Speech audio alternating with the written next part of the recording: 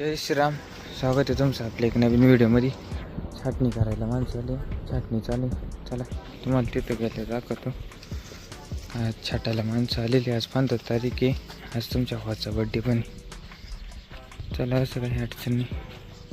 आज छाटणी पण चालू झाली.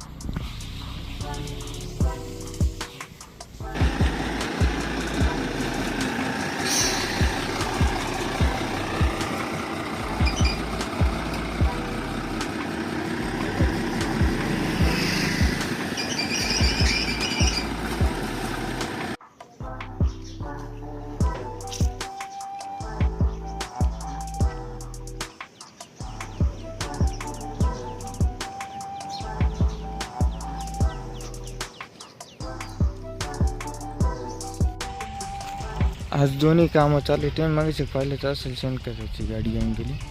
माणसं पण आले. त्या गाडीमध्ये 2 ट्रॉल्या बसत्या. मी इकडं 8 गाल्या बाकी होते, ते 8 गाल्या.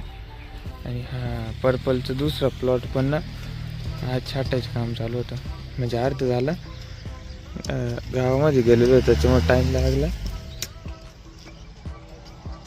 तिकडून 3-4च गाल्या राहिले छाटायचे.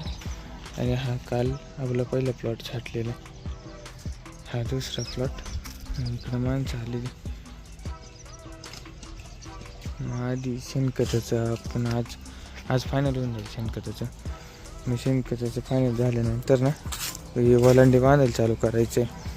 तर वलांडे कसं बांधणार आहे माहिती का? इडं एक आणि इडं एक मध्ये, बस 2 ठिकाणी बांधणं, जास्त नाही. असं काही चालू.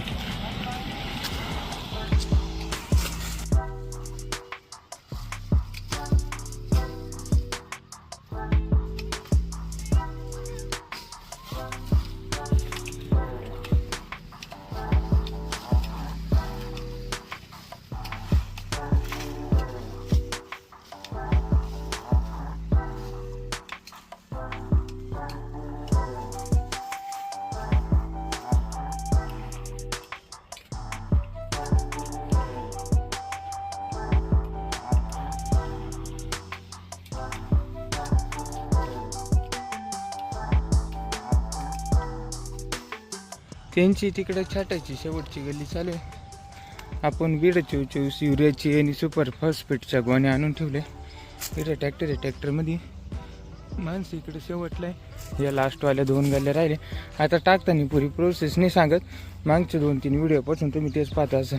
शेणखत टाकून तर झालं होतं. म्हटलं चला ट्रॉली 2 घेऊ.